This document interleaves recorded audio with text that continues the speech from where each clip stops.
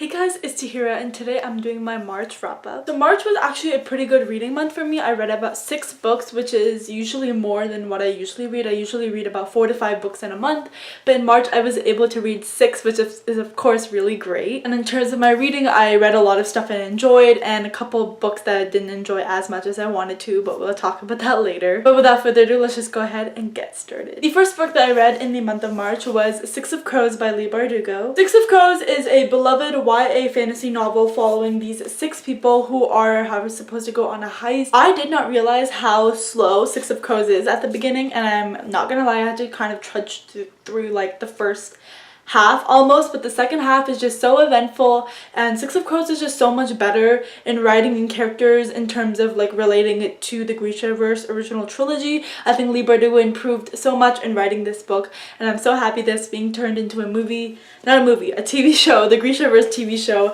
and I'm so excited to see how this plays on screen. But yeah, I've read this before. This is probably my 3rd time that I've read it, and of course I loved it. But yeah, I didn't realize how slow it was at the beginning, but the second half was of course just amazing, and I can't wait to move on to my Crooked Kingdom reread basically in preparation for King of Scars. The second book that I read in the month of March was Always and Forever Lara Jean by Jenny Han. Always and Forever Lara Jean is the 3rd and final book in the To All the Boys I've Loved Before trilogy, and it follows this girl.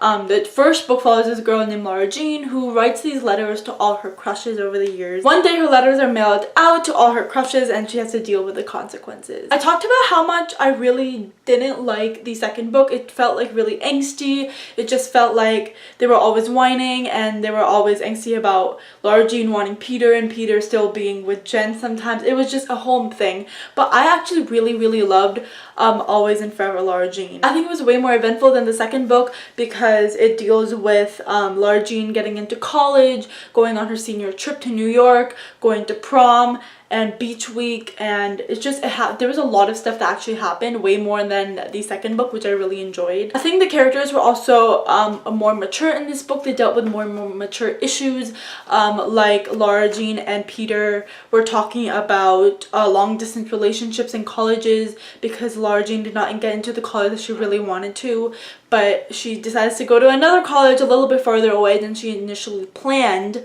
But yeah, they talked about that, which is a real issue that teens probably face. I also really love that Margot came from Scotland and she was suddenly really shocked because Mrs. Rothschild, or Trina, moved in and married her father. And Margot had a little bit of a trouble with adjusting to that. I think that was a really good idea for Jenny Han to put that in because it shows that not everything is like, oh yeah, cool, you're gonna join our family. It's a little bit of a struggle, and I really enjoyed that conversation. The 3rd book that I read in the month of March is Since You've Been Gone by Morgan Matson. Since You've Been Gone follows a girl named Emily who at the summer sees that her best friend Sloane has disappeared, and all that she has is this letter of like 10 things she should do that is signed by Sloane. She literally has this to-do list. I have no idea, but it's this to-do list of actually not 10 things but 13 things that Sloane wants her to do, and it's all things that Emily would never do because it's just not her personality. She thinks that if she does all these 13 things on this to-do list, Sloane will come back. So in the beginning, I felt that this story was really slow. I thought the writing was pretty good in terms of like contemporary writing,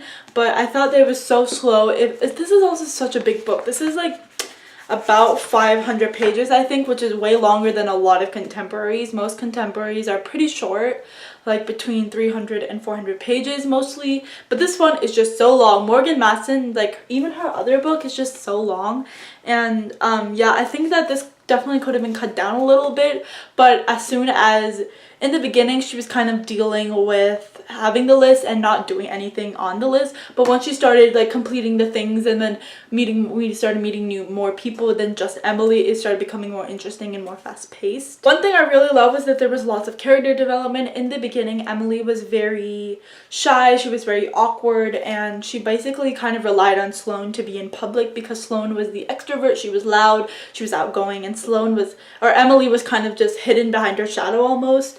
But throughout the book, Emily started becoming more confident in herself as she did all of these things on the to-do list. The things on the to-do list are things like kiss a stranger, go skinny dipping, steal something, break something, Penelope ride a horse, and just things like that, things that Emily would have never done based on her personality in the beginning of the book. But she really overcame herself, she really overcame her fears, and she did all the things in the book, and it was just a really great thing to see. It was a really big character development from the beginning of the book to the end of the book, which I really enjoyed. This book also has the friends to lovers trope, which is really great. Emily meets this guy named Frank. Yeah, Frank. She meets this guy Frank, who he has a girlfriend at the beginning of the book, but they start becoming close friends, and at the end of the book they decide that they like each other and they get together. But it's really, really cute. I also really liked the development of their relationship. One thing I didn't like as much was Sloane's behavior, like just the behavior of just literally leaving everything behind, leaving the town and not telling your best friend where you're going. That just felt kind of off to me.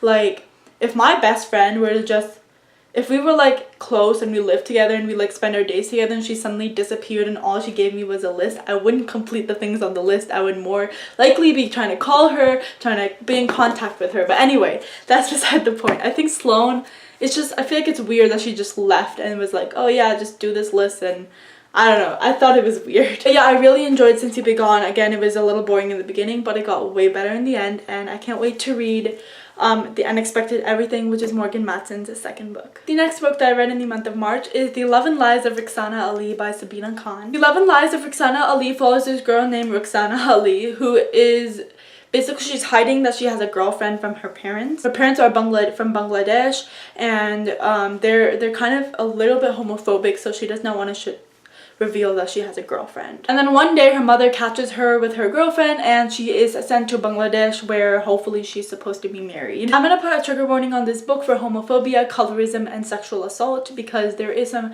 scenes where it describes sexual assault, and of course there's lots of homophobia from her family. I give this book 3.75 out of 5 stars. I really wanted to love it to be like a 4 or 5 star read, because of course it follows a girl named, who again is Muslim. I forgot to mention the main character is Muslim American. This book was actually way darker than I was expecting it to be. I thought it would be, I don't know, I thought it would be a much lighter contemporary, but it was actually very dark in the themes it talked about, because there's a lot of homophobia. She's dealing with a lot of homophobia from her family in America and in Bangladesh. There's a lot of stuff that's hard to read, like them forcing her to marry someone she does not want, her forcing her to talk with guys because to find her like the perfect marriage, and it just felt very weird and uncomfortable, but it's something that happens a lot in those countries. There's even a slight type of exorcism where the family thinks that there is a spirit or a bad entity within Rukhsana, so they try to banish that by like doing rituals, and it's just really weird and it gets really uncomfortable. But again, it's a reality for a lot of people. The reason why I gave this book 3.75 out of 5 stars and not more is because, one, the writing felt very weird. Like from the beginning I could tell the writing was very choppy, it didn't really flow well, and that's my biggest critique for this book. It didn't flow, and it felt very disjointed from each other, so that's why I didn't give it a higher rating. And also in the end, I have no idea if this is a spoiler, but okay, you know what, let's just say it is a spoiler, so I'm gonna put like spoiler like somewhere here. But in the end, someone in the book dies, and that's what it takes Rukhsana's family to see that her being lesbian is not a bad thing. Okay, I have 2 things to say about this. One, the thing is that I feel like that could be very triggering to a lot of people, and I know it's a very difficult topic to talk about, but why did it take a death for them to see that her daughter is not a strange entity that must be like banished? And 2, it felt very weird because at the end it was like the parents were like, no, this is a bad thing, you should not be lesbian, we should not reveal to anyone in the family that you're lesbian.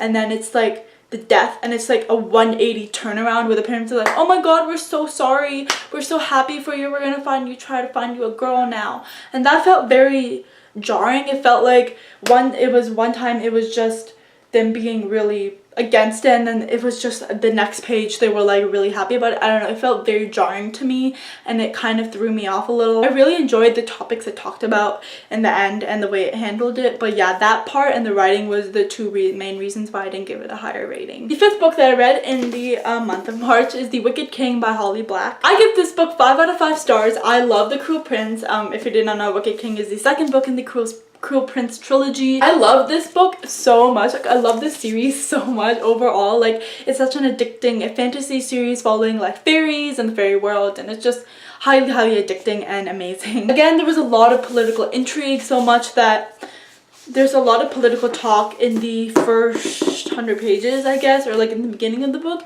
and I hadn't read Cruel Prince in a while, so I was a bit like a little like thrown off because I went into it and there was all these names being thrown around in places and I had to get oriented. But once I was oriented, it was such a great ride. Lots of political intrigue, lots of people, betrayals, everything, alliances. It was the whole thing. It was amazing. Really love this book. I don't really have anything to say, and just I really loved it. The last book that I read in the month of March was Exit West by Mohsin Hamid. Exit West follows two characters, Nadia and Saeed, who are two characters living in a country that is on the brink of a civil war and they must leave to be safe. I give this book 2.75, somewhere between 2.75 and 3 stars, because it was a weird experience. Like, I remember when I read this, I didn't want to read it. Like, it was sitting on my, like, next to my bed and I wouldn't want to read it. I wouldn't want to pick it up.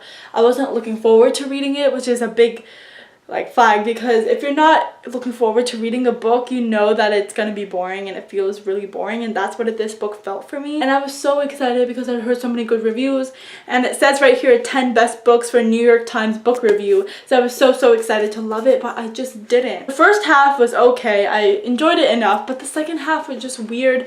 I don't know, because there are these doors that they go through, like these, I don't know if they're magical doors or like literal doors, but they go through these doors to get to places. So they went from their country to, I think it was Greece, and then London, I think.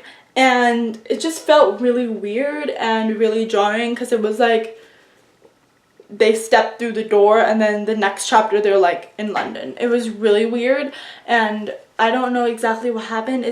I don't know, it's really weird. I really didn't like it. It was kind of boring. It's very character driven. I thought it would be way more plot driven, and it wasn't. But yeah, I was kind of disappointed. Actually, I was really disappointed from this book. I really wanted to love it, but unfortunately I just didn't. So that is it for my March wrap up. Let me know down below what was your favorite book that you read in the month of March, as I would love to know. But that is it for this video. Hope you enjoyed, and I'll see you next time. Bye.